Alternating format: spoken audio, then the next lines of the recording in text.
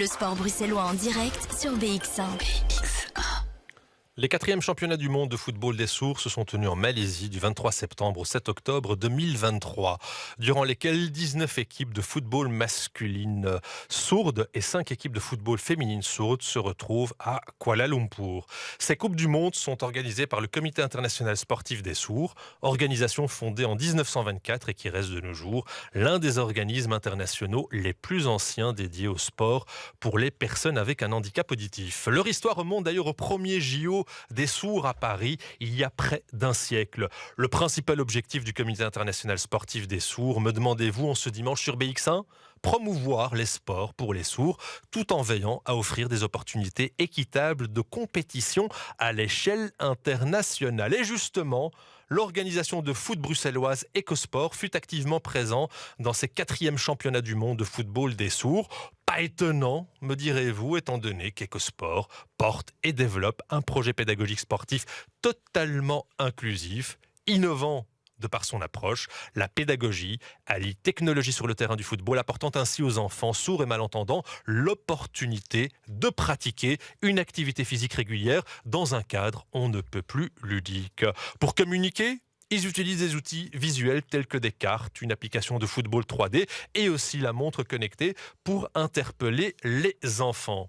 Créé en 2020 à Uccle par Georges Capin-Thème, un passionné de football de longue date, et par son épouse Élodie Rossignol, médecin scolaire qu'on espère un jour avoir sur notre plateau, l'association propose un accueil parascolaire et extrascolaire spécialisé. Et au travers de ce projet, Georges Capin-Thème souhaite donc casser ces barrières, prôner l'inclusion et encourager le sport pour tous.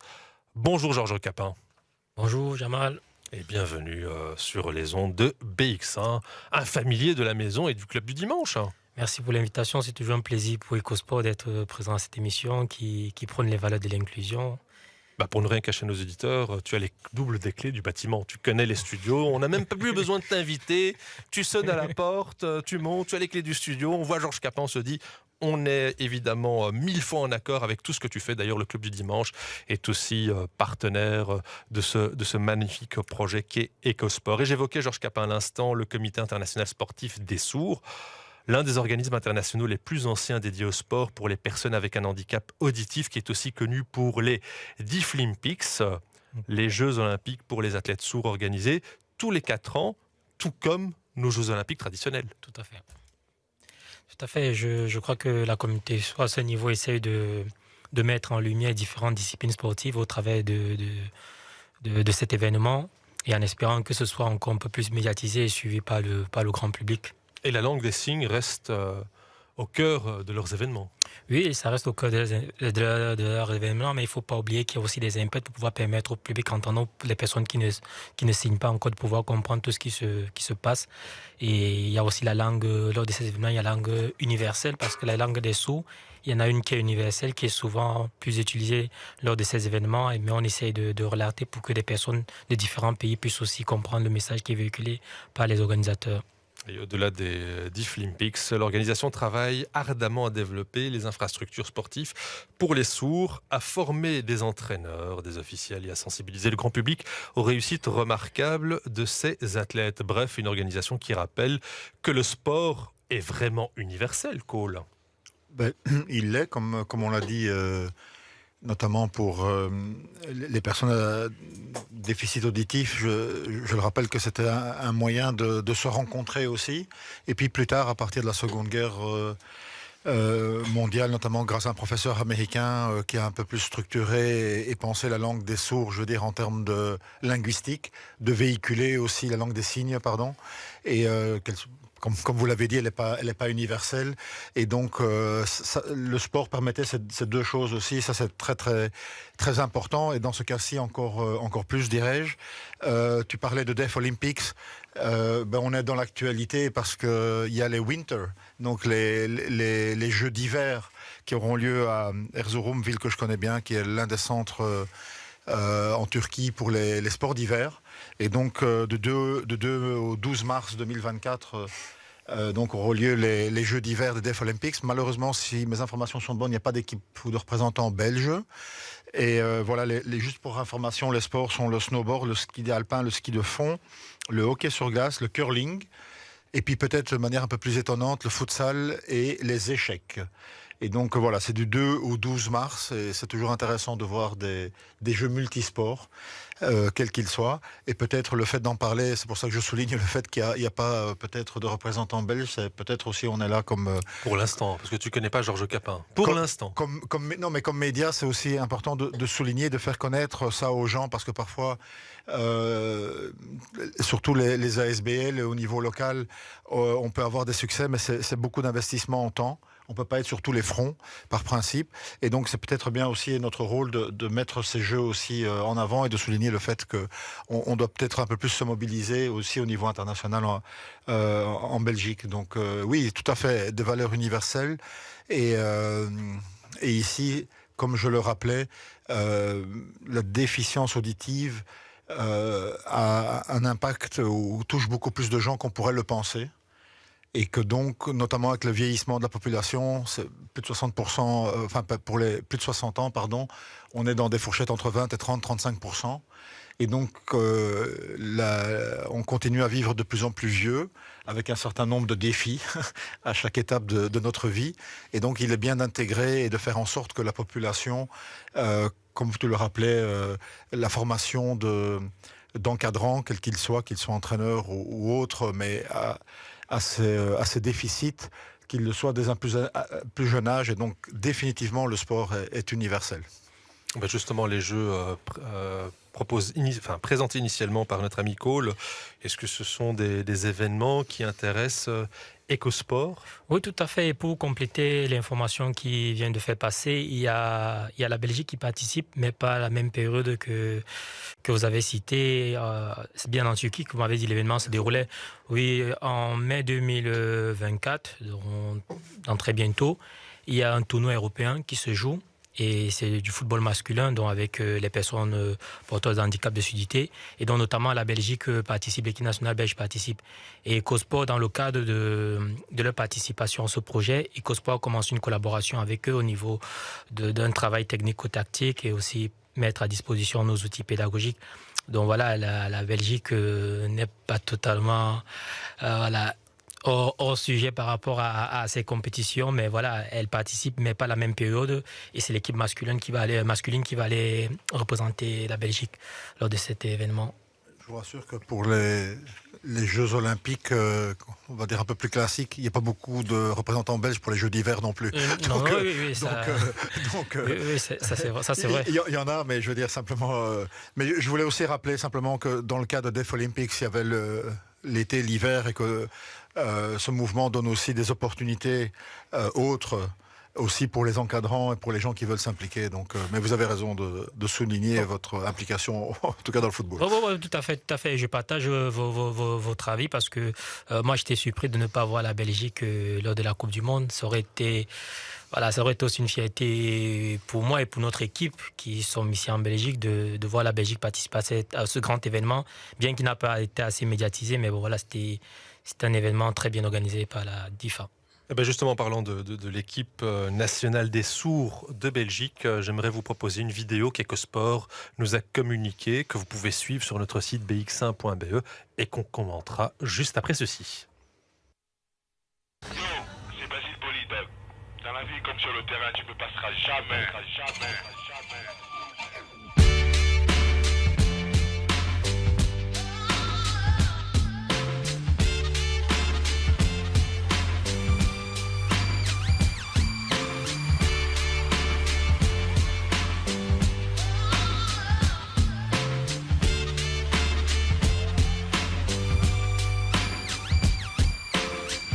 Éloigné du niveau des pros, je reviens agile comme Bébéto.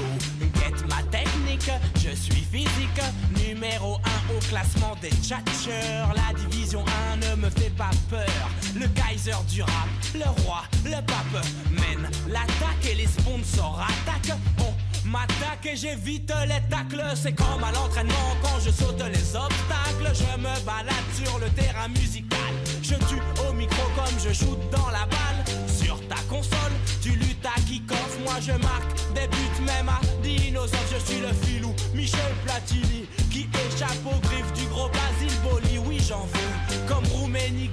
Je mouille mon maillot quand je suis au micro. C'est un passement de jambes sur le beat, je flambe. C'est un passement de jambes. C'est un passement de jambes sur le beat, je flambe. C'est un passement de jambes. C'est un passement de jambes sur le beat, je flambe. Transfert effectué. L'homme de l'année a enfin signé, prêté par la secte aux virginacées. Ma tchatche brossée, tous mes mots sont cadrés. Mon cher ami Georges Capin, est-ce que tu pourrais commenter la vidéo que nous venons de voir? Oui, c'est la vidéo du match amical qui a eu lieu dernièrement entre l'équipe nationale belge de Sourds et le club FC Moreda, partenaire aussi d'Ecosport. Donc, l'idée de ce match, c'était vraiment de pouvoir évaluer... FC Moreda, qui est un club de... P2, et ils sont partenaires avec Ecosport. Mais un club... UCLOA. Donc c'est un club UCLOA. Tout à fait, c'est un club UCLOA. Donc il y avait aussi ce côté-là de pouvoir mettre en avant l'inclusion du côté de la commune d'Uccle. Et ça tombait bien, puisqu'Ecosport est partenaire avec ce club UCLOA aussi, Moreda. Et donc voilà, l'idée de ce match, dans un premier temps, c'est de pouvoir déjà évaluer un peu le travail que nous avons fait avec l'équipe nationale de Belgique, en mettant nos outils et aussi la pédagogie que nous avons pu comprendre pour pouvoir perfectionner les athlètes sourds dans la pratique du football. Et ce match-là, voilà, il y avait pas mal de personnes qui sont venues vraiment encourager et voir un peu donc, le travail. Thibaut Weingart, chef du sport à Uccle, qui a donné le coup d'envoi. Tout à fait, Daniel Hublet. Qui était chef des personnes en situation de handicap, et Benjamin Vasseur du Brussels Football. Le CEO du Brussels Football, oui. Et notamment notre parent du projet du Maroc ici, M. Tito Alali, qui était bien aussi présent pour pouvoir vraiment donner le coup d'envoi avec une joueuse du WDM, si je ne me trompe pas, oui, c'est ça, tout à fait, du WDM. Donc voilà, c'était un peu ça, c'était un match vraiment d'évaluation et aussi du partage des valeurs sportives, notamment prôner l'inclusion au travers de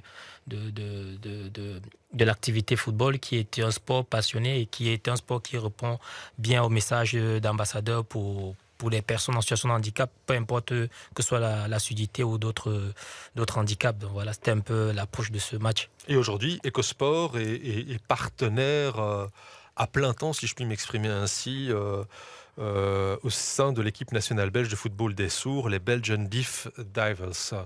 Oui, nous avons commencé un partenariat, une collaboration, je dirais, dans un premier temps, parce que voilà, il faudra encore mettre bien le cadre pour pouvoir vraiment évoluer avec dans cette direction de partenariat. Pour le moment, on est dans des échanges de collaboration et on espère aboutir à un partenariat qui nous permettra aussi à nous d'apprendre, parce que en même temps, on apporte la petite expérience qu'on a au niveau de ce que nous avons pu comprendre avec notre équipe technique, mais aussi on a beaucoup à apprendre d'eux, notamment cette expérience m'a permis de mieux comprendre un peu comment encadrer les athlètes sourds au travers de l'échange avec l'entraîneur principal, qui, voilà, je voyais un peu son approche et ce qu'il attendait des joueurs. Donc ça nous permet encore de rectifier et de pouvoir voir les outils que nous pouvons encore mettre sur pied pour pouvoir encore aider ces athlètes à pouvoir atteindre un niveau de performance voilà, d'élite, quoi. Et aujourd'hui, l'équipe nationale, d'un point de vue international, se positionne à quel niveau? Est-ce que ça reste encore relativement anecdotique ou c'est une équipe qui compte à l'échelon international? Non, le classement, on ne peut pas encore parler de classement parce que déjà, ils n'ont pas pu participer à la Coupe du Monde, qui aurait peut-être permis de pouvoir se baser sur... Voilà, pourquoi est-ce qu'ils n'ont pas participé à la Coupe du Monde? Ça, justement, j'en ai posé la question, je ne sais plus, on ne m'a pas très bien répondu. Je crois qu'il y a eu, voilà, il y avait un problème d'organisation qui n'a pas pu se faire dans les bons temps, et ce qui a, voilà, empêché le staff de se rendre à cette compétition. Mais voilà, ce qui n'empêche qu'ils vont bientôt participer à la Coupe d'Europe qui va avoir lieu en Turquie en mai. Et donc, voilà, ils sont dans un projet de construction encore par rapport aussi aux joueurs, parce qu'il y a une génération qui passe, il y a des nouveaux joueurs qui sont arrivés et ils sont en train de mettre toute cette nouvelle équipe en place pour pouvoir maintenant s'inscrire à des compétitions, que ce soit européennes ou internationales. Et j'imagine qu'ils visent aussi la prochaine Coupe du Monde qui se tiendra en 2027, si mes calculs sont bons. Oui. Et aussi, là, nous, aussi, dans le cadre de notre collaboration avec eux, on leur a aussi suggéré, parce que la DIFA, qui est la DEF, Association internationale football, souhaite organiser en 2025 la première Coupe du monde de beach soccer. Et donc, nous avons aussi suggéré notamment au comité de l'équipe nationale de Sourds de voir s'ils ne pouvaient pas créer cette première équipe belge pour qu'elle puisse participer à cette compétition. Et c'est un projet que nous restons ouverts à toutes les nations qui seront prêtes à collaborer avec EcoSport pour constituer cette équipe, étant donné que dans le projet d'EcoSport, dans ses collaborateurs, on a des coachs de beach soccer et on a des outils, on a vraiment une pédagogie adaptée à pouvoir faire une bonne compétition dans ce championnat qui va avoir lieu. Le club du dimanche sur BX1 en DAB+. BX1. 13h passées de 38 minutes, nous sommes de retour juste après cette courte pause et on reviendra justement sur ton expérience durant les 4e championnats du monde de football des sourds qui s'est tenu à Kuala Lumpur. Et puis on aura par Skype une personnalité issue de la scène du handisport africain qui n'est autre que l'entraîneur adjoint qui se nomme Monsieur Pierre Gosse. Monsieur Pierre Gosse, depuis le Cameroun en direct dans les studios de BX1. Nous sommes de retour juste après ceci.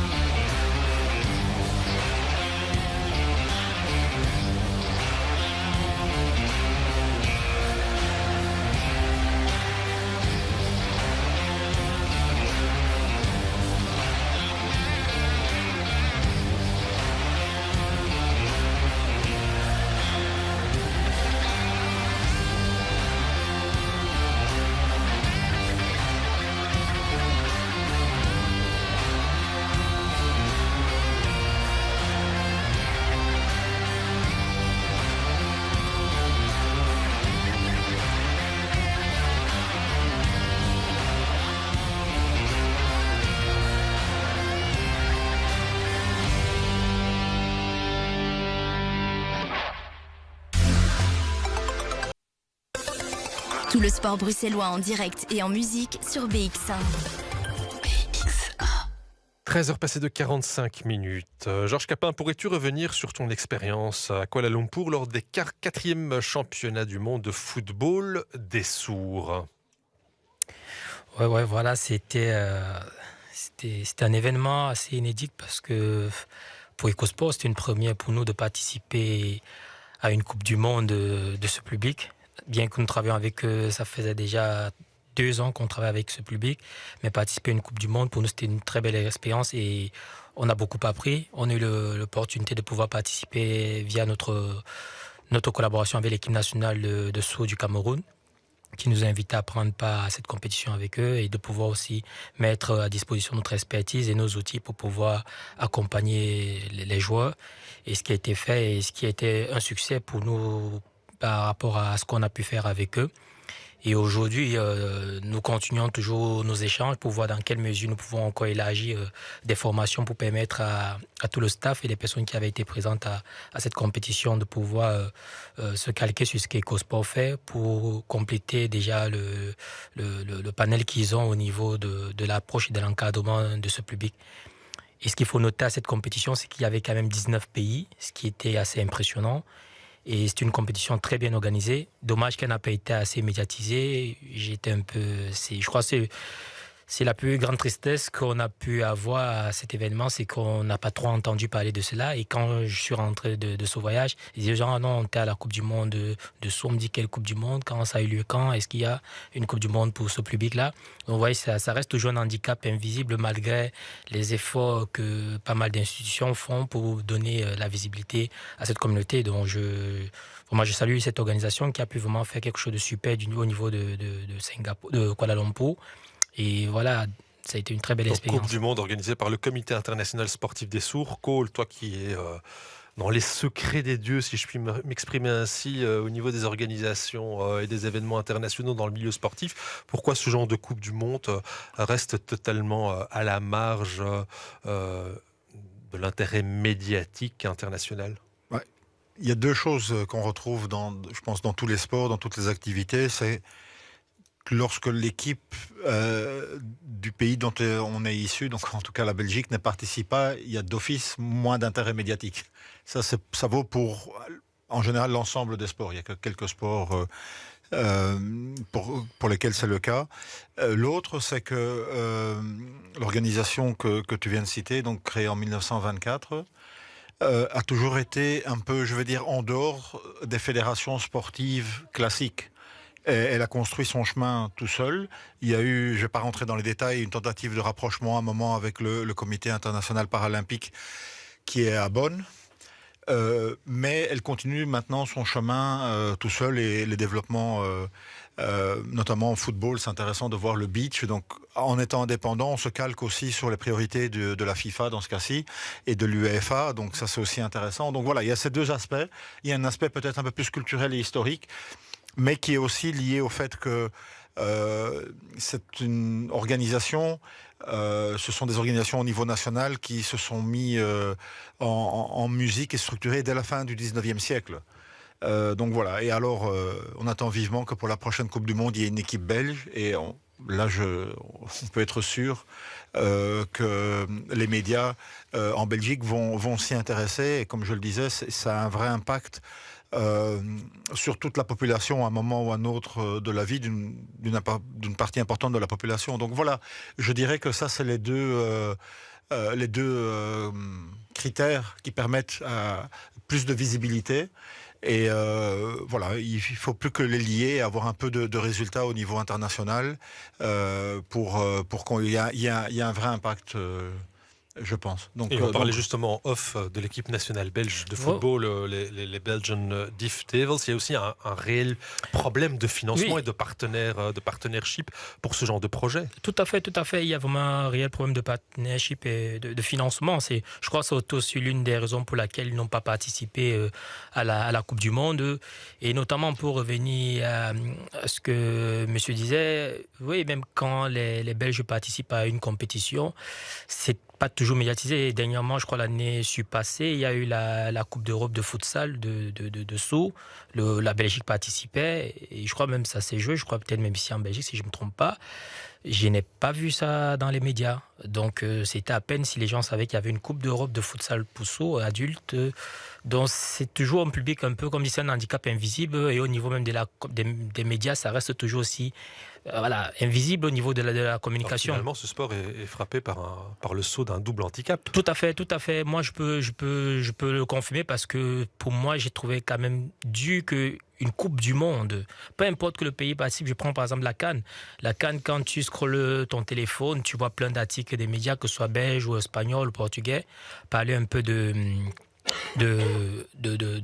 résultats, au moins, voilà, juste les résultats, déjà, c'est donner la visibilité à cette communauté. Donc, même ça, on n'a pas pu le voir. Donc, je ne demande pas qu'on fasse toute une audience, toute une émission là-dessus, mais ne serait-ce que donner un peu des résultats, ça permettra déjà d'attirer l'attention des gens concernant cette communauté. Cool. En même temps, quand on parle des Paralympiques et des Special Olympics, depuis une dizaine d'années, on en parle beaucoup plus qu'avant. Donc, il faut que le lien se fasse entre le niveau international et le niveau local aussi, de construire, je ne vais pas dire du storytelling, mais d'expliquer l'importance que ça a et l'impact que ça peut avoir. Et donc, peut-être ici, pour les raisons que j'évoquais avant, qui était le mouvement sportif de DEF, donc des sourds qui est un peu parallèle aux autres, je vais dire, les handicaps un peu en termes d'impact médiatique. Mais comme je le disais, c'est un mouvement ancien qui peut-être doit encore un peu se structurer, faire des liens plus forts entre le niveau international et les niveaux nationaux. Parce que, voilà, de manière générale, quels que soient les sports, le programme sportif d'une année d'événements, depuis 10 ans, n'a jamais été aussi rempli. il n'y a jamais eu autant d'événements, quel que soit le sport. Il n'y a jamais eu de fédérations sportives internationales qui ont été reconnues, etc. Donc là aussi, il faut se battre pour avoir de la médiatisation. Et monsieur a raison dans ce qu'il dit, mais en même temps, voilà, c'est en construction et ce qu'on entend là, les projets qui sont menés sont forts et donc demandent à être encore plus médiatisés. Et si tu me permets, Jamal, quand tu commences à me dire si la semaine a été bien fair-play, je voulais juste signaler que ECHO est vraiment, dans beaucoup d'organisations qu'on reçoit, le deuxième point comme objectif de ECHO. C'est la transmission des valeurs, il y a marqué respect et fair play. Donc je me sens très bien avec eux. Et donc voilà, si j'ai bien lu. Donc ça c'est déjà extrêmement fort. Mais voilà, je pense qu'il faut lier le niveau international avec le niveau national sur des objectifs communs que les deux niveaux doivent rencontrer pour que ces événements aient en plus de médiatisation et d'impact. Parce que il touche vraiment une grande partie de la population de nos pays. Bonjour Alice Titou. Bonjour Jamel, bonjour tout le monde.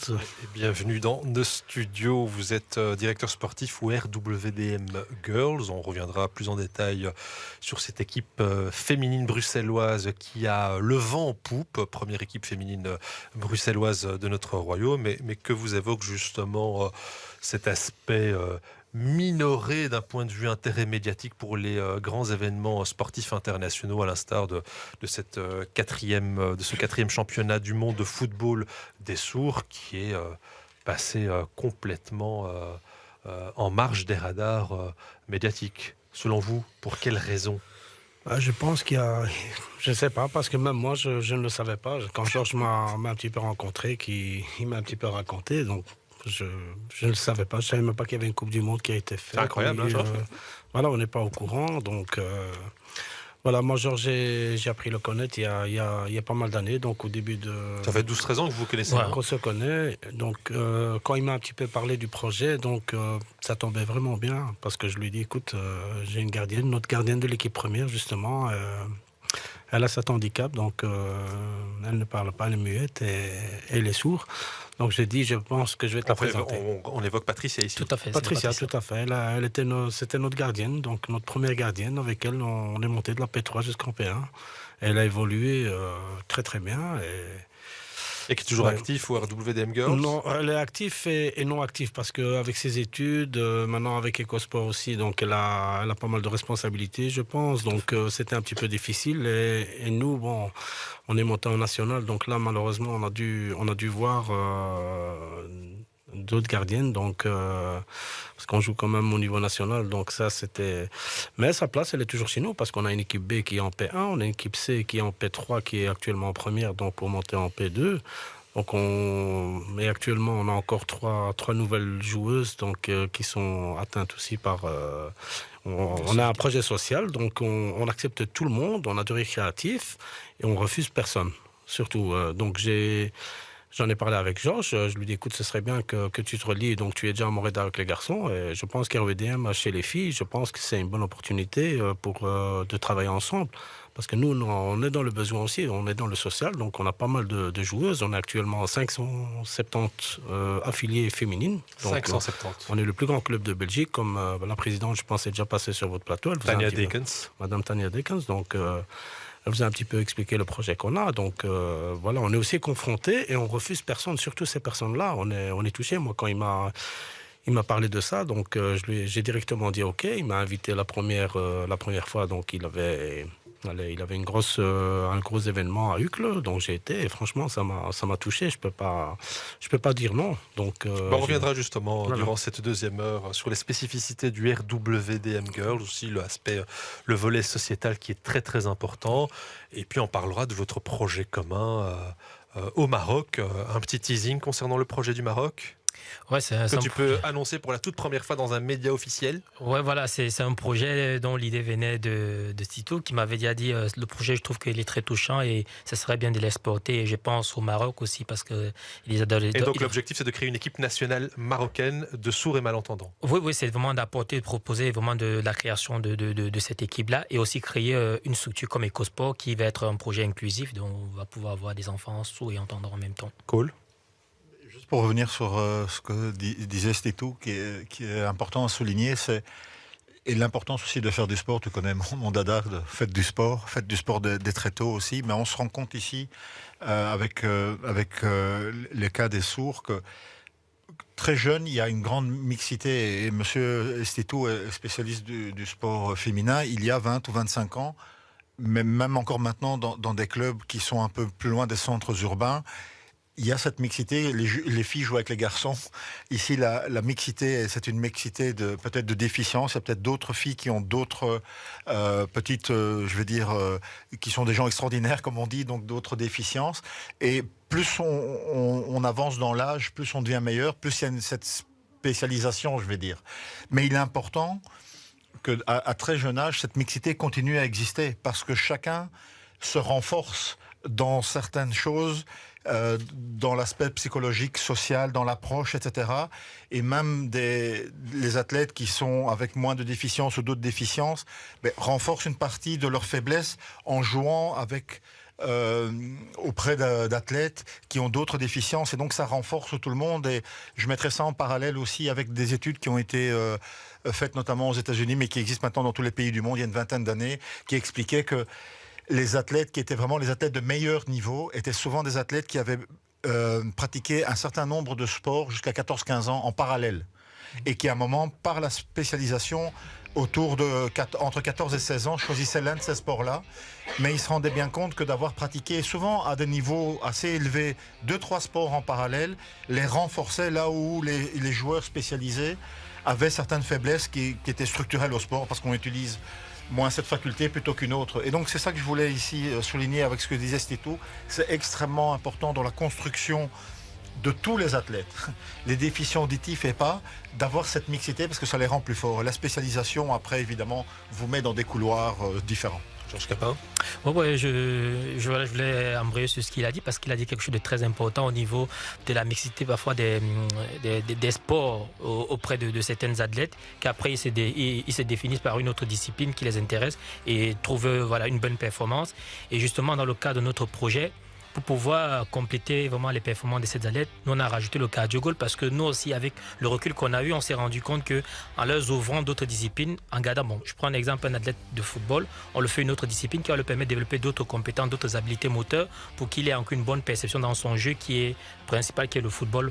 Et on s'est rendu compte qu'effectivement c'est très très bénéfique pour les joueurs. Donc c'est vraiment une étude que je confirme qu'elle fonctionne et quand on l'applique pour les enfants en bas âge, en leur donnant d'autres sports en dehors du sport principal qu'ils font, ils se développent pas mal au niveau de l'apprentissage et aussi de la compréhension même du jeu. Merci Georges, parce que Jamal trouve que je lis trop, donc c'est bien non, si je confirme, d'avoir quelqu'un du terrain. Oui, on a vraiment rajouté ça dans notre programme parce que c'est porteur. C'est tout. C'est tout. Oui, donc je reviens à Patricia. Donc Patricia, elle a commencé chez nous en récréatif. C'est une fille.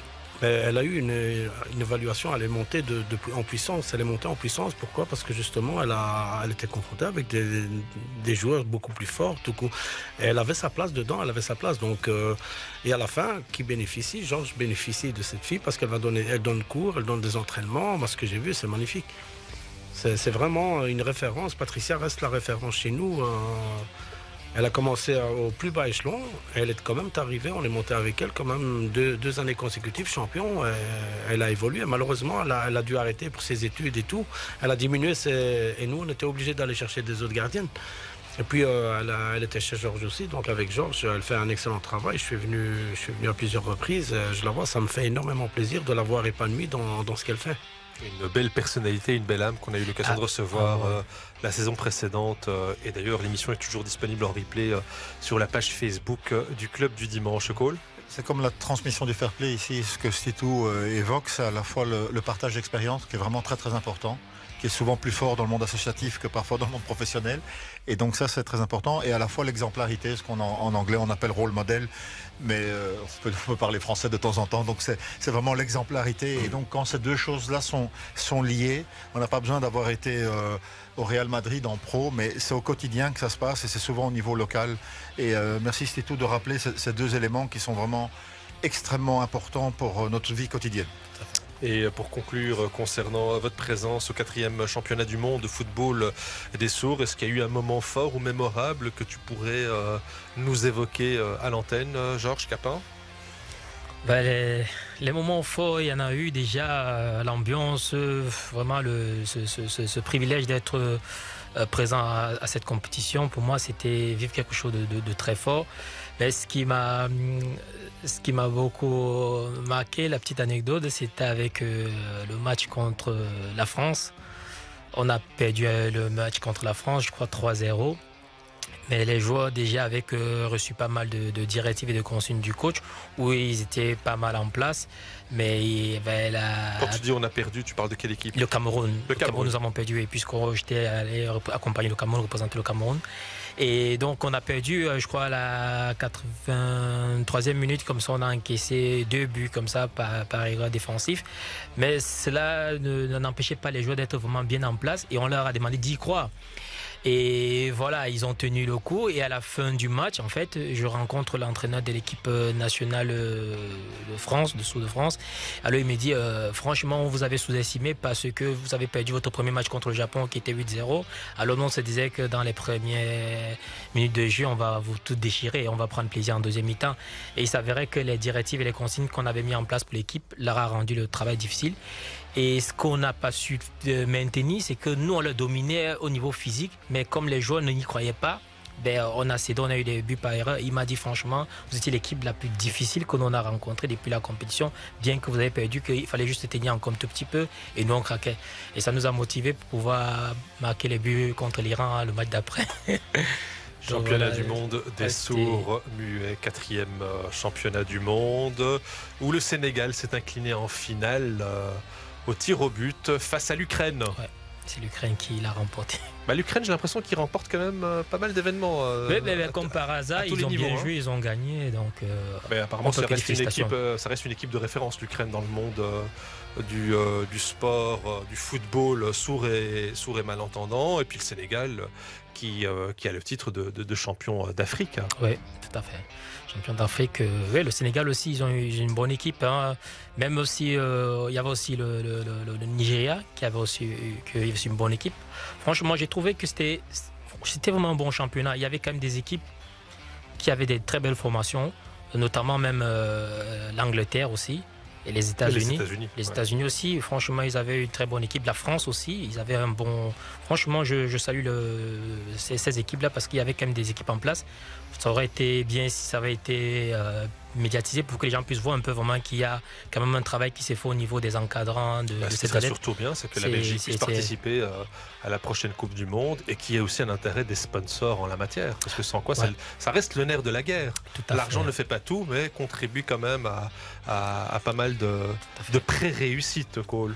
Exactement. Dans les grands clubs professionnels, on voit la différence.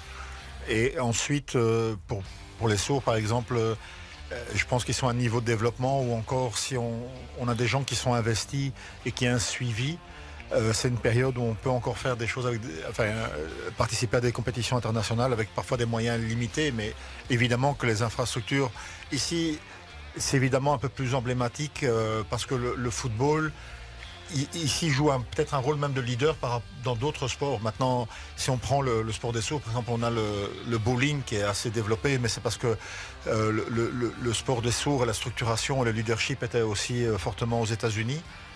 Et donc, ça, évidemment, c'est important d'avoir les moyens. Mais ici, dans le football, en général, les infrastructures en Belgique, c'est pas ça qui manque.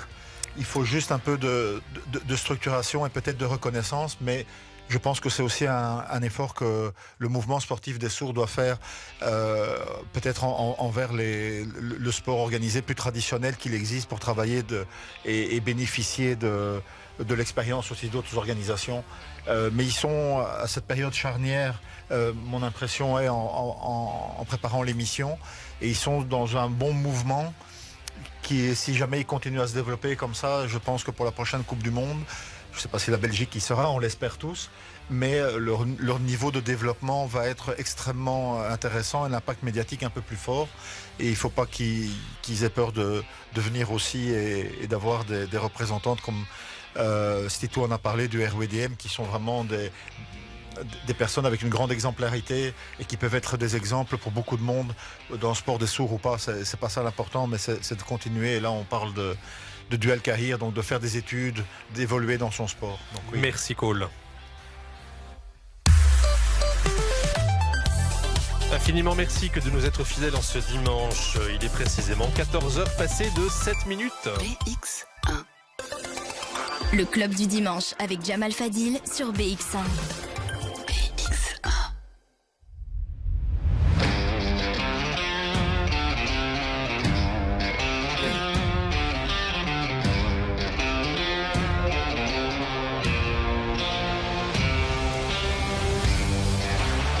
14h passées de 7 minutes, nous sommes de retour dans quelques instants pour la suite de votre programme et on continuera bien évidemment à parler de sport et inclusion grâce à l'organisation Ecosport qui a développé toute une série d'outils pédagogiques pour intégrer les sourds et malentendants dans le milieu sportif et plus particulièrement dans le milieu du football. On aura l'occasion d'échanger avec Stitou Ahali qui est directeur sportif du RWDM Girls. Ce sera évidemment une occasion pour revenir sur ce club féminin bruxellois, le premier club sportif féminin bruxellois de notre royaume. On citait tout à l'heure le chiffre de 750 570, 770, ce sera le target pour les prochaines semaines.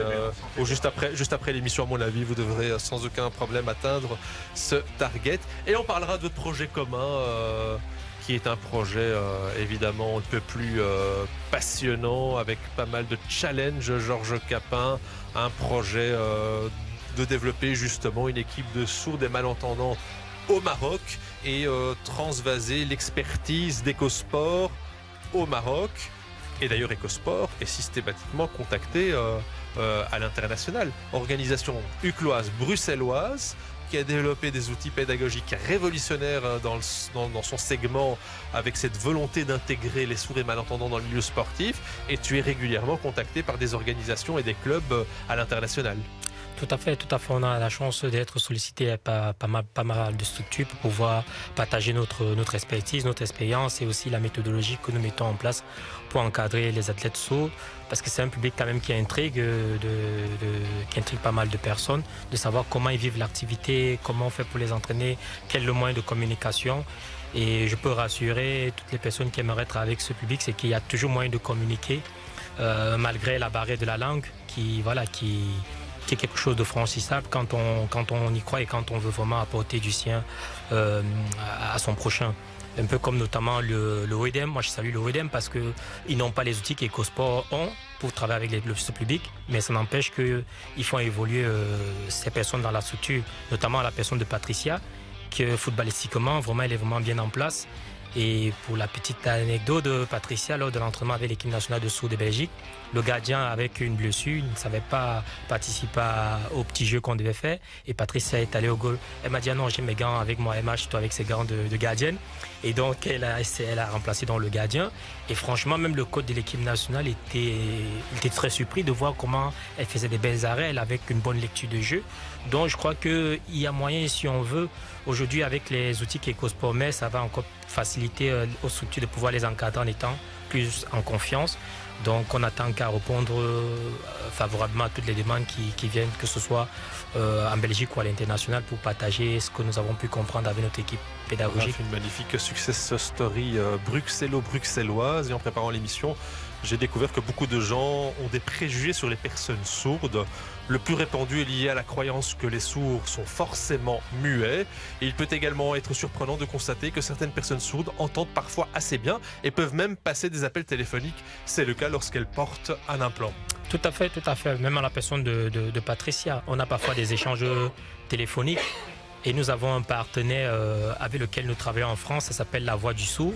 Le président de cette association, il est sourd, mais il parle. Donc une personne peut être sourde profond, mais parler et lit sur les lèvres. Donc on fait des réunions en vidéoconférence, il lit sur mes lèvres, il parle. Et moi, je l'écoute. Donc voilà, je crois qu'il ne faut pas avoir peur de cette barrière, toujours moyen de communiquer avec eux. Donc ce que tu dis, c'est tout à fait vrai. Stito, avec Patricia, il n'y a aucun problème de communication. Non, pour dire encore, j'ai une chose très importante à dire de Patricia. Elle a quand même joué avec Sakina Ouzraoui-Diki, qui a participé à la dernière Coupe du Monde et qui a été élue 6e meilleure joueuse mondiale. Tout ce qui est technique et... avec le Maroc, qu'ils ont passé le premier tour. Donc c'était sa coéquipière pendant plusieurs années. Sakina qui a évolué au départ au RWDM Girls, qui a été formée à RWDM, qui est à Bruges, maintenant qu'elle est à Anderlecht. Et qui est revenue à Anderlecht et qui a représenté l'étendard marocain à la Coupe du Monde. Patricia joue avec elle dans la même équipe. Donc c'est encore une fierté en plus que la messe est dite. La messe est dite en ce jour du Seigneur. Nous sommes de retour juste après ceci.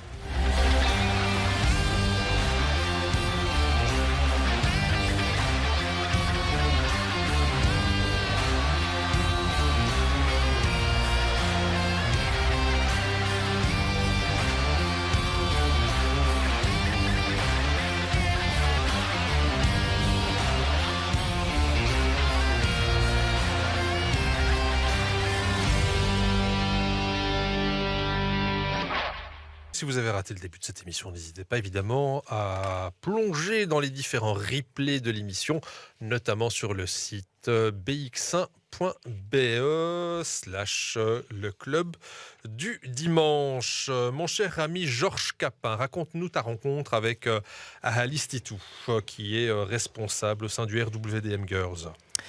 Oui, ça fait, je crois, 12 à 13 ans qu'on se connaît. Quand j'étais délégué assistant coach à Gansoren, j'ai eu à travailler avec son fils. Et de là, nous avons développé une très belle relation d'amitié et des respects mutuels.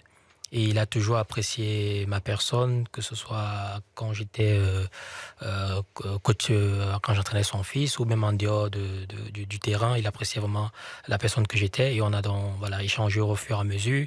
Et quand il avait des événements sportifs, parfois il m'invitait, parce qu'il travaillait déjà aussi au WDM. Et par après, quand j'ai eu le projet d'EcoSport, je l'ai contacté pour lui dire, je travaille sur ce projet et tout.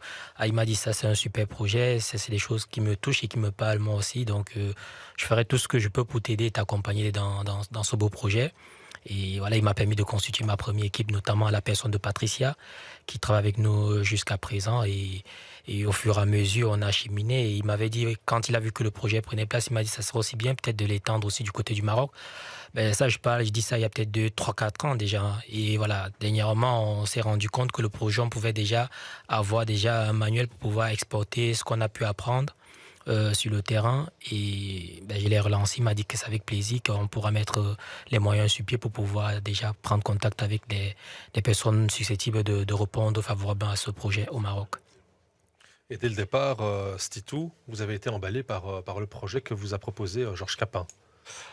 Oui, j'ai été emballé parce que je pense que ça nous touche un petit peu tous. Et nous, comme on avait déjà Patricia, on voyait cette gamine, franchement, c'était une passion pour elle. Le football, c'était une passion pour elle. Elle était épanouie. Elle était là tout, qu'il pleuvait, qu'il neigeait, qu'elle était tout le temps là. Donc moi, déjà, c'était la première, c'était ma référence, c'était Patricia. Dès qu'il m'a parlé de ça, c'était Patricia, c'était ma référence. On est des humains, c'est tout à fait normal que ça m'a touché, que je lui ai dit, bien sûr, ça m'intéresse pour aider ce genre de personnes, c'est tout à fait normal. Elle mérite de faire du sport comme tout le monde. On a commencé, l'histoire a commencé par là.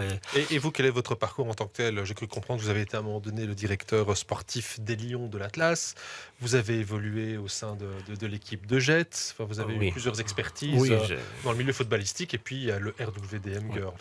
Écoutez, voilà ce que je viens de dire à monsieur. Donc, moi, malheureusement, je jouais au Racing Jet de Bruxelles à l'époque. C'était en 2e division belge. Malheureusement, j'ai eu 3 fractures à mon bras à mon bras gauche, donc j'ai dû arrêter le football. Donc, et à cette période-là, donc Monsieur Denis Bruggeman, le président de Cosmos Laken, qui est un des plus anciens clubs de Bruxelles avec les Renards futsal. C'était un très beau projet, donc j'ai fait mon diplôme de coaching UFAB de futsal, et donc j'ai commencé dans ce club et je suis resté quand même une dizaine d'années. On a fait un excellent boulot parce qu'il y a des joueurs actuels qui sont encore en équipe nationale belge, qui jouent encore, que j'ai vu grandir.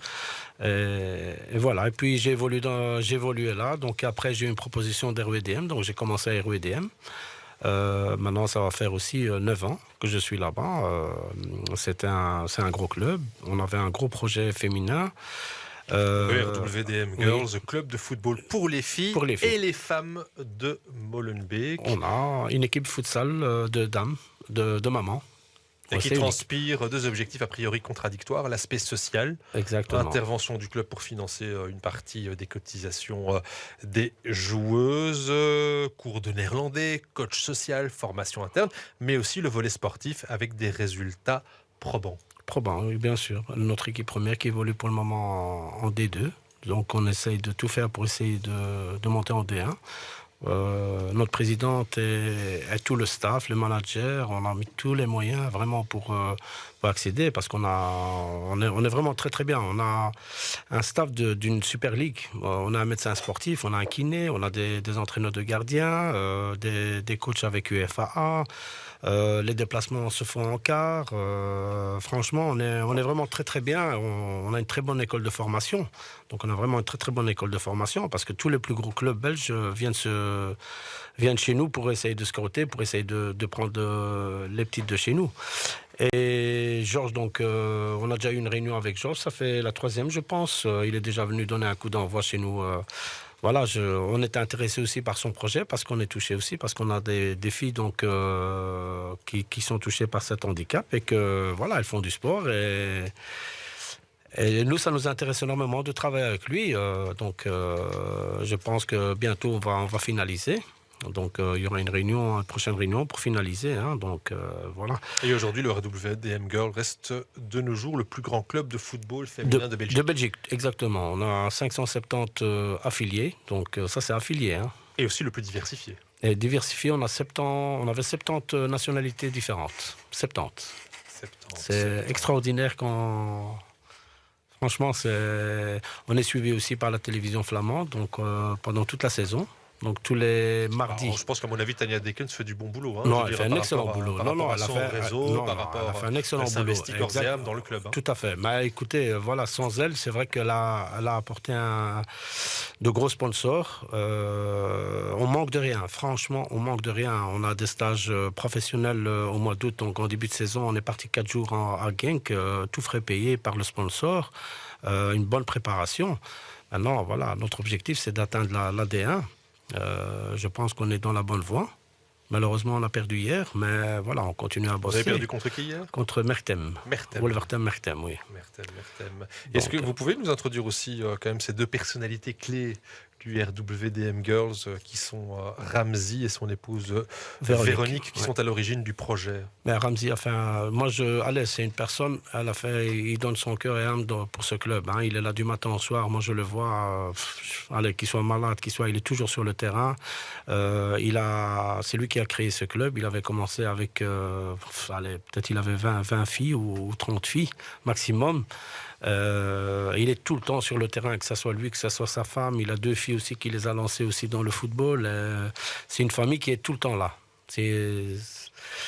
Moi je trouve qu'il a fait un travail extraordinaire, et c'est lui que tous les mérites lui reviennent à lui, parce que c'est lui qui est à la base de tout ça. Et à ce jour, il se bat vraiment pour que les filles ne manquent de rien. Mais vraiment qu'elles ne manquent de rien. Je vous assure qu'au match, on est comme des professionnels avec tout le staff qu'on a. Toutes les filles, elles ont leurs fruits à la mi-temps, un thé chaud pendant l'hiver. Franchement, vraiment, il fait un boulot extraordinaire. Ici, je le cite justement dans le cadre d'une interview qu'il a accordée à la presse. Lorsque j'étais animateur sportif dans une école primaire de Molenbeek-Saint-Jean, je donnais des cours de foot à des enfants, filles et garçons. Je me suis rendu compte qu'il n'y avait pas de club dans ma commune pour accueillir les footballeuses. Alors, j'ai organisé des matchs entre écoles. Très vite, je me suis retrouvé avec plus de 40 filles et des parents intéressés par les voir inscrites dans un vrai club. Nous étions en 2010. J'ai commencé à entraîner 12 filles, 1 à 2 fois par semaine. Puis j'ai eu contact avec le club Académie Jeunesse Molenbeek. On a créé une équipe de filles, FC Jeunesse Molenbeek, qui jouait contre les garçons. Puis le nombre de filles a augmenté après 1 an. Hélas, il n'était pas possible d'inscrire une deuxième équipe en raison d'une infrastructure limitée. On a encore joué 1 an. À la fin de la saison, en juin 2013, j'ai décidé de fonder FC Molenbeek Girls avec ma femme et quelques bénévoles. On a obtenu quelques heures d'entraînement de l'échevin du sport de la commune. Quelle magnifique histoire et quelle magnifique success story. Comme quoi, il faut toujours croire dans son intuition de départ entre cette histoire initiale où notre ami Ramzi entraînait 12 filles à aujourd'hui le RWDM Girls, qui est un groupe, un club féminin qui compte tant à Bruxelles qu'en Belgique, voire même en Europe, parce qu'on en parle au-delà de nos frontières. J'ai vu des articles en préparant cette émission qui ont été écrits par nos confrères de Libération, Le Monde. Vous avez une visibilité aussi médiatique à l'international.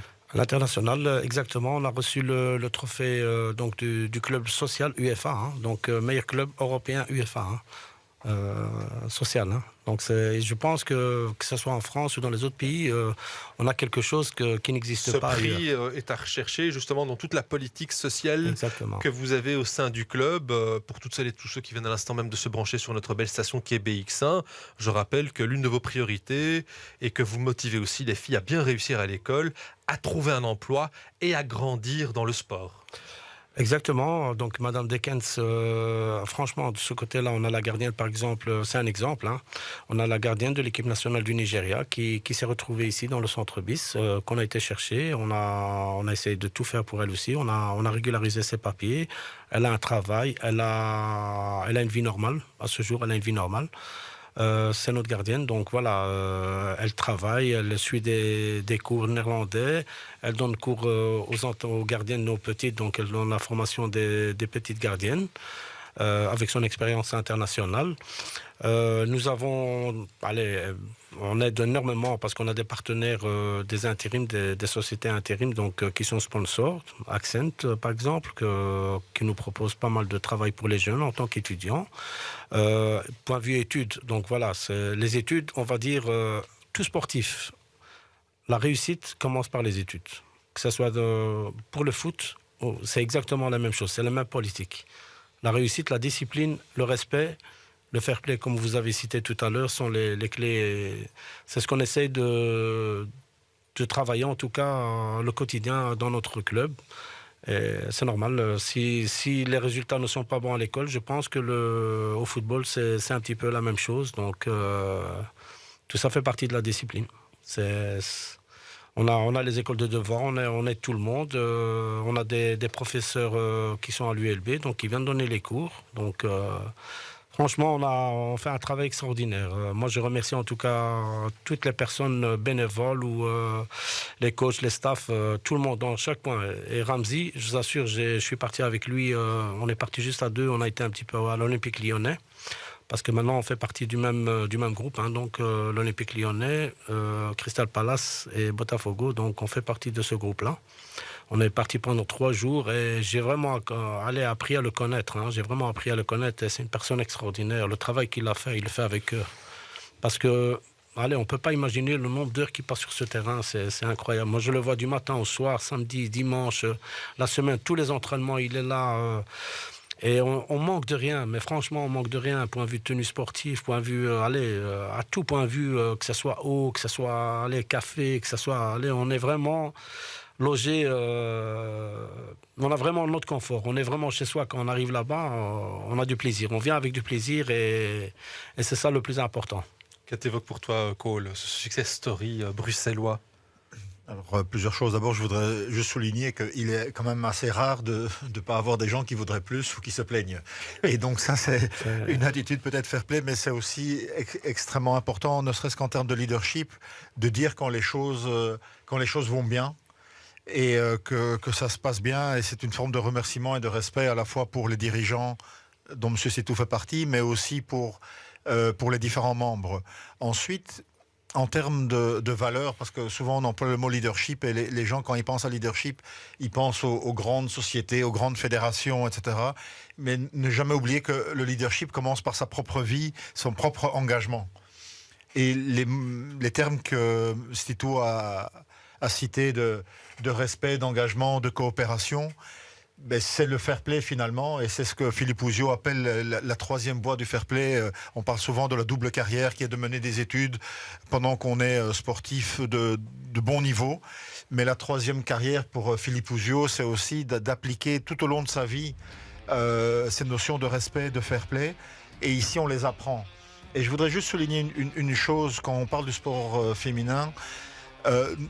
La dernière Coupe du Monde qui a eu lieu de la FIFA en Australie et en Nouvelle-Zélande, l'une des grandes remarques des commentaires était de dire, vous voyez, dans le sport féminin, il n'y a pas de grande actrice dans le sens où il n'y a pas des plongeons qui poussent à la faute, etc. etc. Il n'y a pas de gens qui simulent des fautes en permanence.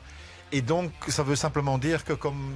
on le dit souvent, le poisson pue par la tête, c'est-à-dire que quand on a des dirigeants qui font un programme social où les jeunes filles se sentent en sécurité, se sentent respectées, qu'elles ne doivent pas s'entraîner à 6h du matin parce qu'on leur dit que c'est le seul moment où c'est disponible, on peut créer dans l'environnement dans lequel une relation dans les deux sens, c'est-à-dire qu'on comprend la population qui vient chez soi et on comprend ce que les leaders veulent aussi. Et ça, c'est extrêmement important. Et c'est ce qui fait la différence et le succès aussi du sport féminin depuis une dizaine ou une quinzaine d'années, mais notamment quand il est souligné vraiment pour les professionnels du sport féminin en disant regardez l'exemplarité. Il n'y a pas des gens qui se plaignent tout le temps, qui font semblant de tomber, d'être bousculés, etc. Mais c'est des gens et des joueuses en tout cas qui vont de l'avant pour l'esprit du jeu.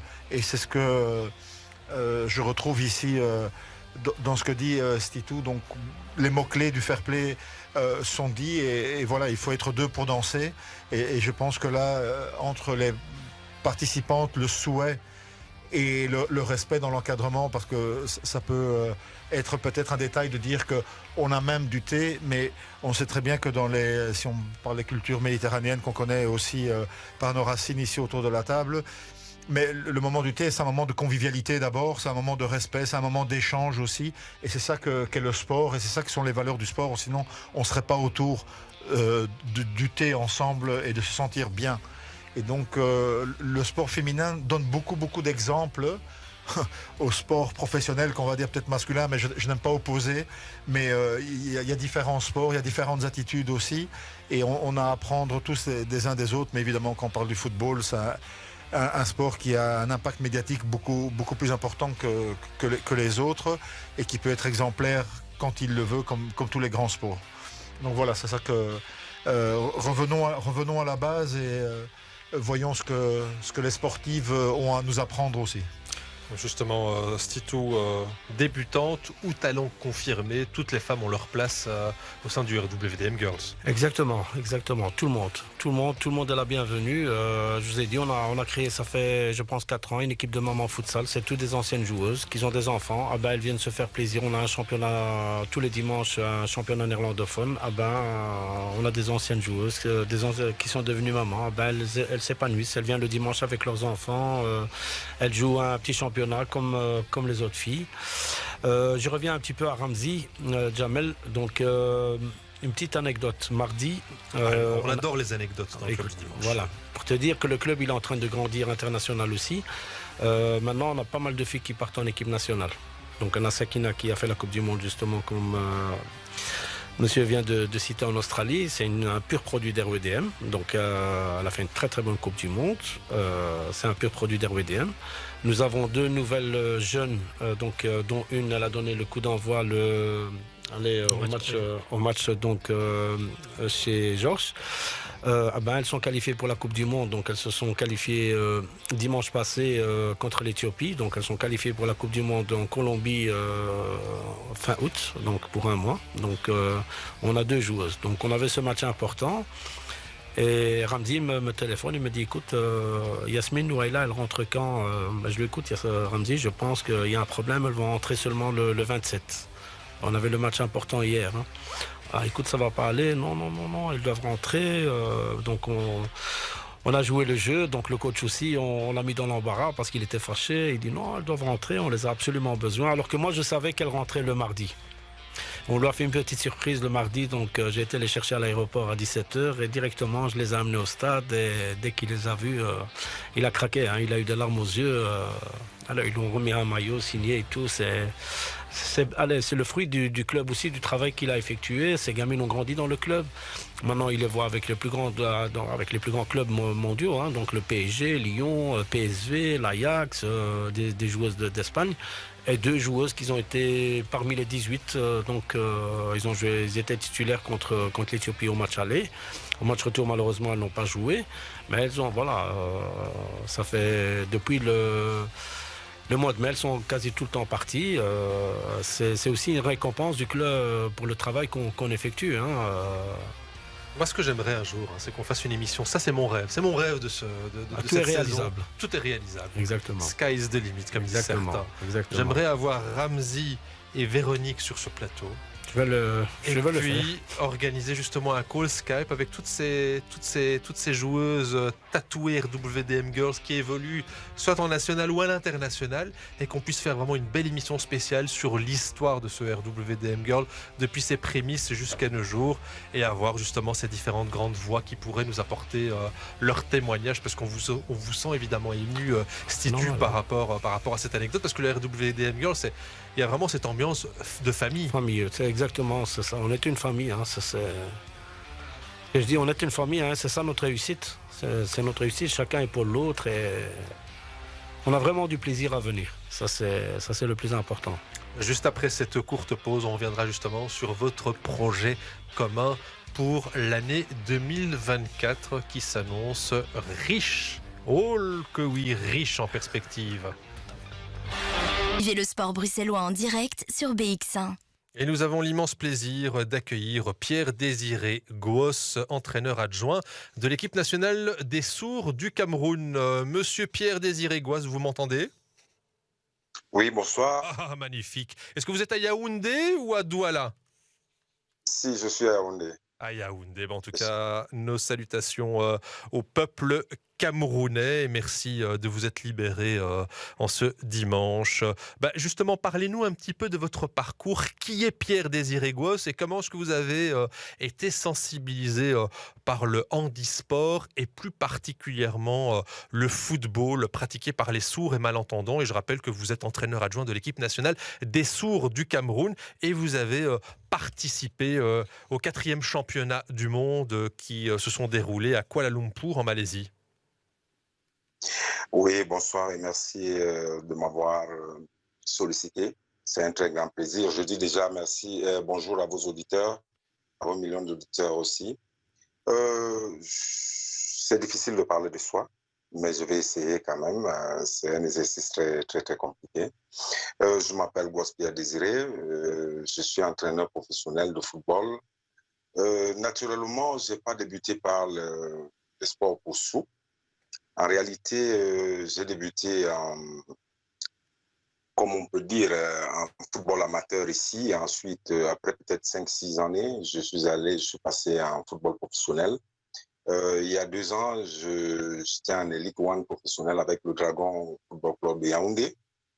Ensuite, j'ai été piqué au vif par le sport pour sous. Pourquoi ? Parce que il est arrivé un moment où j'ai assisté à une rencontre et je me suis dit pourquoi pas cette catégorie de jeunes qui devraient bénéficier d'un encadrement plus particulier et poussé. Et j'ai été touché dans mon fond intérieur. C'est ce pourquoi de temps en temps j'assistais à leur rencontre. Mais le bonheur a bien voulu qu'un jour, je suis à la maison, je reçois un coup de fil qui est du président de la FECASO et déjà, je tiens ici à lui témoigner cette gratitude, cette sollicitation aussi sur la personne que je suis, la modeste personne que je suis. Alors, il a souhaité que je fasse partie de l'équipe technique de l'équipe nationale de sport poursuit au Cameroun. Et voilà comment, de fil en aiguille, je me suis retrouvé au niveau du banc de cette formation nationale. Est-ce que vous pouvez justement nous décrire les spécificités de votre rôle en tant qu'entraîneur adjoint de l'équipe nationale des sourds du Cameroun? Bon, avec l'entraîneur principal, on définit le programme du travail et on se repartit des tâches.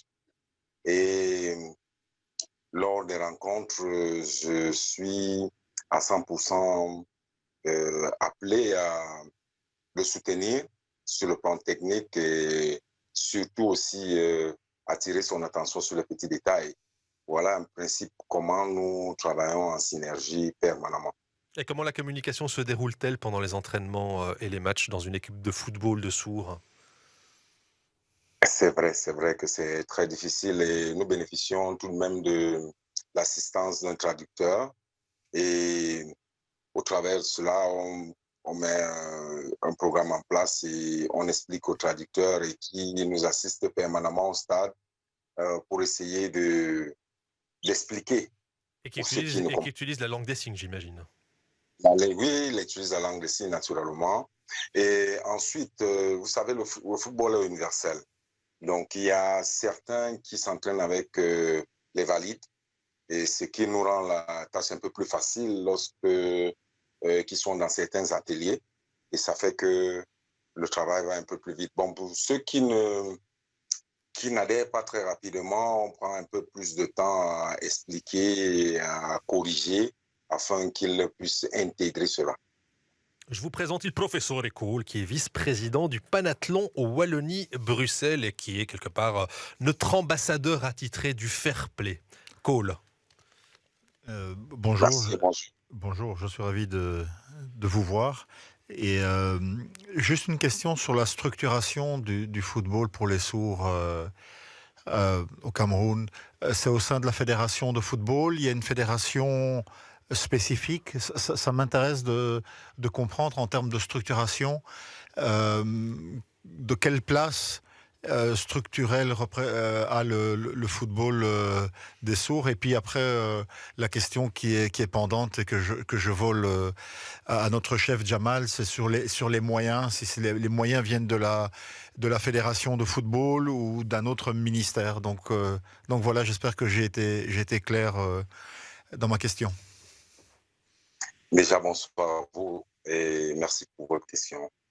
Déjà, il faut savoir que le football pour sourds n'est pas très vulgarisé au Cameroun et il était intégré dans la grande fédération des sports pour handicapés. Mais il y a quelques 2 ans, il y a eu un schisme. Ça fait qu'aujourd'hui, il y a la FECASO, la Fédération camerounaise pour sport, Fédération camerounaise pour sport pour sourds. Donc, ça fait que nous sommes, c'est notre fédération d'origine et il n'y a pas assez, véritablement, le football pour sourds n'est pas très développé au Cameroun, donc il n'y a pas assez de sponsors, assez de financement, mais la fédération se bat comme elle peut afin que nous puissions remplir notre cahier des charges annuellement et participer aussi à des différentes compétitions. Bon, maintenant, on a beaucoup de mal à couvrir toutes les 10 régions du Cameroun parce que, généralement, comme je vous l'ai dit précédemment, il n'est pas assez vulgarisé. C'est d'abord déjà le premier problème et nous sommes en train d'essayer de travailler afin que toutes les 10 régions soient impliquées dans le championnat qui ne regroupe que 6 clubs. 6 clubs sur, je pense, 4 régions, la région du centre, la région de l'extrême nord, la région du littoral et la région du sud-ouest. Donc, les autres régions, nous sommes en train de travailler afin que nous puissions couvrir ces régions et essayer d'organiser des rencontres pour des détections, quoi. Bon, il y a aussi le fait que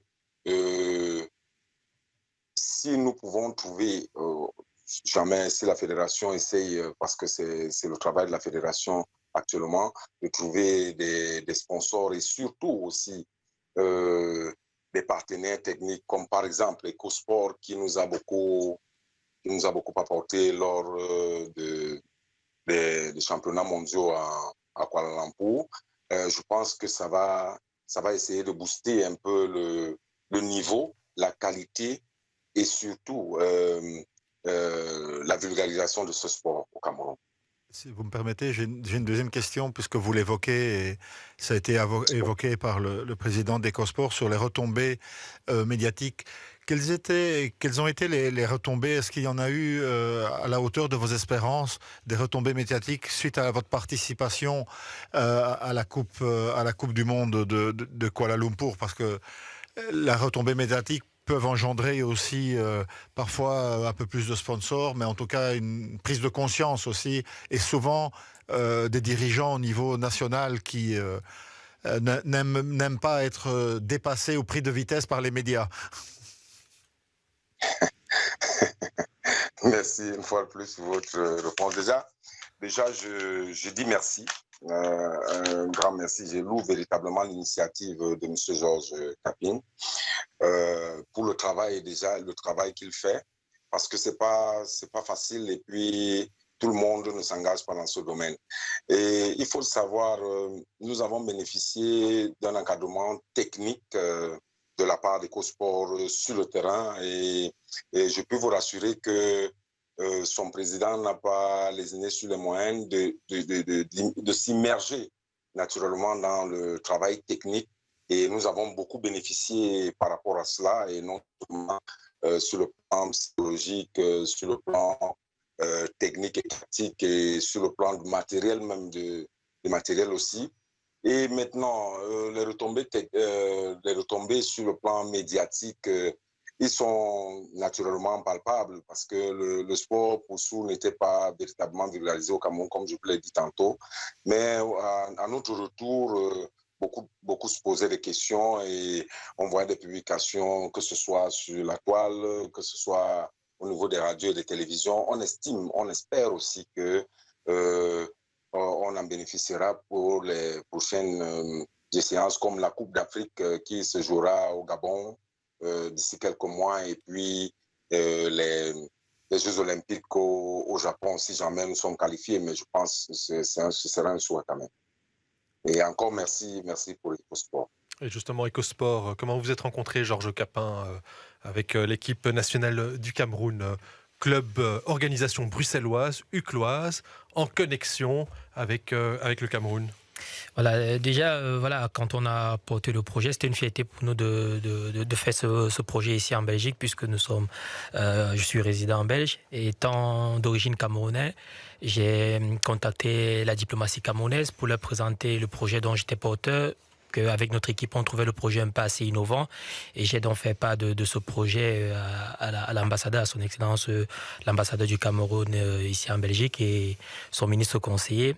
Et lors de la réunion technique que nous avons eue pour leur présenter le projet et ce que nous étions en train de faire sur le terrain, ils ont été touchés par le projet. Ils m'ont dit que ça serait intéressant vraiment donc de faire aussi, d'exporter cette connaissance-là du côté du Cameroun. Et pour le faire, ils vont me mettre en contact avec des structures pouvant accueillir ce projet. Ce projet.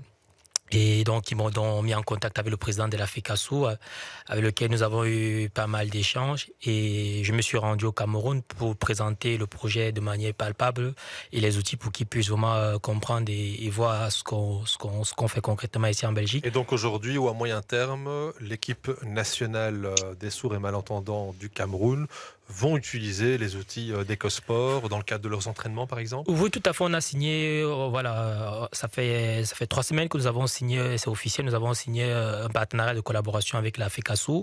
Et donc, un voyage est prévu cet été pour aller travailler justement avec le staff technique de la FECASU, pouvant entrer plus en profondeur dans ce que nous avons pu partager avec eux lors de la Coupe du Monde en Malaisie. Et voilà, c'est un projet qui est en train de se concrétiser. Et nous croyons que de là va sortir pas mal de bonnes choses, tant pour la FECASU que pour EcoSport, parce que c'est un projet, bien qu'on a pu comprendre certains détails, on est toujours dans une phase d'apprentissage. Cool. Je voulais juste souligner quelque chose d'un peu annexe, mais qui est très important tant qu'on a les trois invités sur le plateau, c'est le rôle des encadrants. Et ici, on a 3 coachs, mais qui sont chaque fois des leaders, des gens qui ont ouvert des nouvelles portes. Tous les 3 ont fait un pas supplémentaire dans leur expérience en démarrant comme joueurs et coach.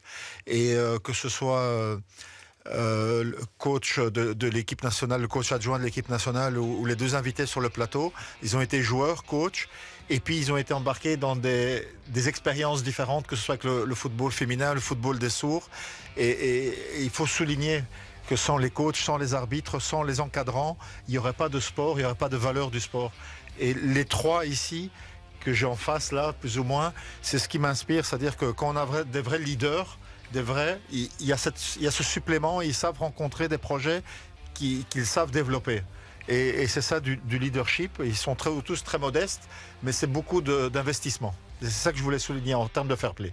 Pierre-Désiré Gauss, quelle initiative aimeriez-vous voir mise en place pour améliorer la reconnaissance et la visibilité du football pour les sourds, que ce soit évidemment sur le continent africain ou à l'international? On citait tout à l'heure dans l'émission que la 4e Coupe du Monde des sourds et malentendants qui s'est déroulée en septembre-octobre dernier à Kuala Lumpur a été finalement très peu relayée au niveau médiatique côté belge, voire même européen. Je ne sais pas ce qu'il en était au niveau des médias camerounais. Est-ce que vous avez eu les médias camerounais qui ont suivi votre équipe? Mais concrètement, pour vous, quels sont les éléments qu'il faut impérativement mettre en place pour améliorer la reconnaissance et la visibilité du football pour les sourds? Bon, moi, je pense simplement que la FIBA devrait essayer de booster un peu sa cellule de communication, parce que nous étions en place à Kuala Lumpur et on était tellement surpris que lors de nos séances d'entraînement, le public nous posait la question de savoir qu'est-ce que vous faites à Kuala Lumpur, est-ce que c'est le football pour des gens normaux? On leur dit non, c'est la DIF, donc cela veut dire que c'est le football pour sourds, quoi. Donc, ça fait que vous vous rendez compte qu'il n'y a pas assez de communication. Et maintenant, il faudrait une communication au niveau de la FIBA et il faudrait aussi une communication au niveau gouvernemental, c'est-à-dire de tous les pays membres de la FIBA, afin que ce football soit reconnu normalement, puisque je sais, dans leur annonce, il y a eu des invités de la Fédération internationale de football association, la FIFA.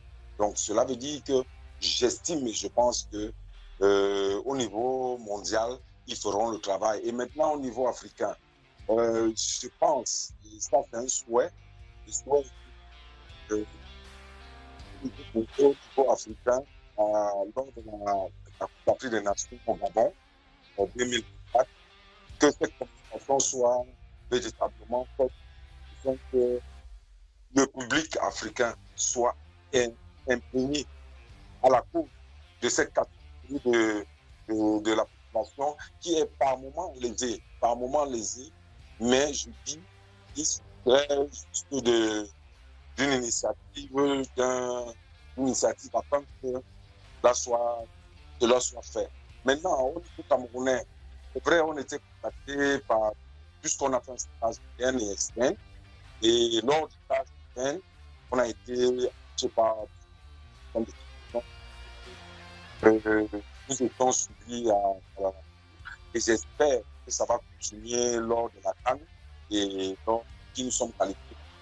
Malheureusement, Pierre-Désiré Gauss, nous avons quelques soucis de connexion. On vous entend très très mal, ça frise par moment. Mais en tout cas, merci mille fois. Merci. J'avais encore de nombreuses questions à vous poser, notamment au sujet de cette CAN. Après 2 semaines de compétition, on peut clairement constater que ça reste l'une des CAN les plus marquantes et les plus spectaculaires de l'histoire de la compétition. 89 buts ont été inscrits lors des 36 matchs de poule, ce qui correspond à une moyenne moyenne de près de 2,5 buts par match, soit 21 de plus qu'au même niveau de la compétition lors de la dernière édition Cannes.